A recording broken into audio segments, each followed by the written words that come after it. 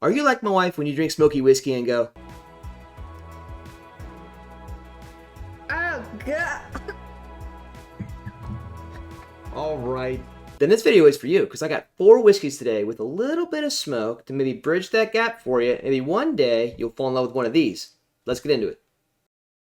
Okay, first up we got Oban 14. 14-year Highland, 43% alcohol, runs about 90 bucks, at least at my store, which runs a little higher. So I actually had this at Jack Rose. I put the video up there for you if you're interested. And this is the smallest peat on my list today. I'm going to go increasing amount of smokiness for you.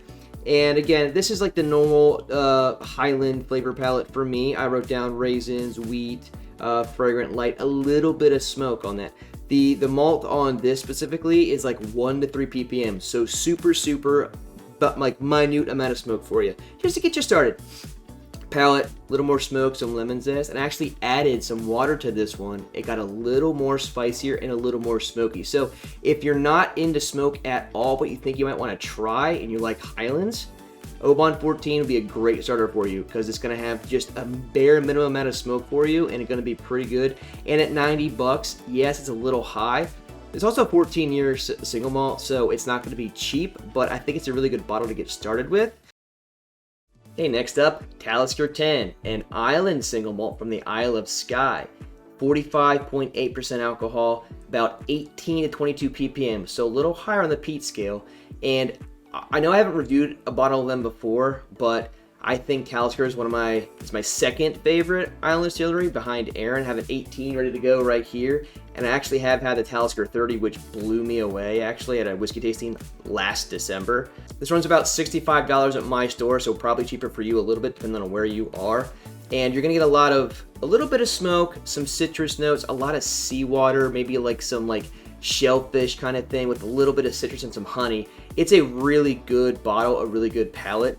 And with the increased smoke, but the sea salt and honey are kind of gonna like mask it a little bit for you. It's definitely gonna be a more smoky experience than you're used to if you're not going into Islas yet, and definitely more than the Oban 14.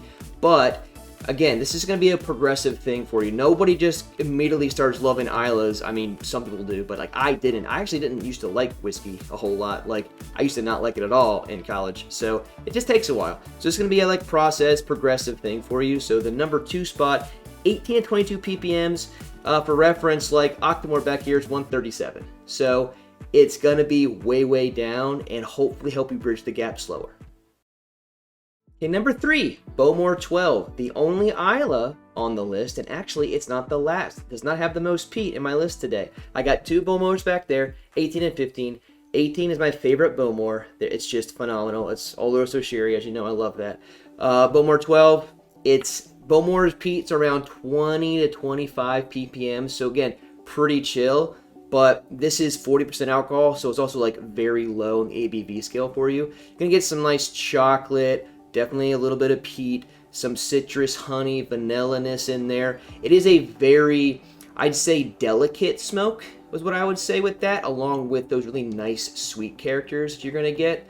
So it actually might taste a little less smoky than the Talisker. I'm going by ppm scales here, but this one, number 3 spot, might actually taste less smoky for you. So depending on what you're into, you might want to grab the Bowmore 12 for the Talisker. The Bowmore 12 is around $70, so it's only $5 more than what you would pay for the Talisker. If you want a more delicate experience, the $5 might be worth it for you, but there's number 3 for you. Okay, number 4, Balvenie Week of Peat 14-year. 1 week a year, the master distiller over at Balvenie gets a peated malt from Speyside and makes some whiskey out of it. This is around 30 ppm, so not a whole lot more than the Islay Bowmore, but it's cool because peated Speysides aren't super common. This is 48% alcohol. You're gonna get a lot of the Balvenie notes you're used to, like the honey, the vanilla, the light fragrant notes, the sweet citrus things going on. But with the 30 ppms, you're gonna add in that smoke. But with everything else going on, the smoke isn't going to overtake that. But this is also the most expensive one on the list, also being the highest ppm. It's around 110 bucks. Again, that's for me. You might be able to find better deals. I'm just based on what I'm finding. So again, I think this list is going to help you just get maybe into Islas or just like more peat in general. You don't have to have the Islas. Talisker is peat enough if you're into it, or maybe even like a long row from Campbelltown. There's a lot of stuff you can do here, but I thought you could grab one from almost each region of Scotland, and that will help everybody who has different palates maybe try and get into the smoke, because I know smoke can be intimidating sometimes, especially when you look at the Lefroys and the Ardbegs, especially the Octomores from Bruichladdich.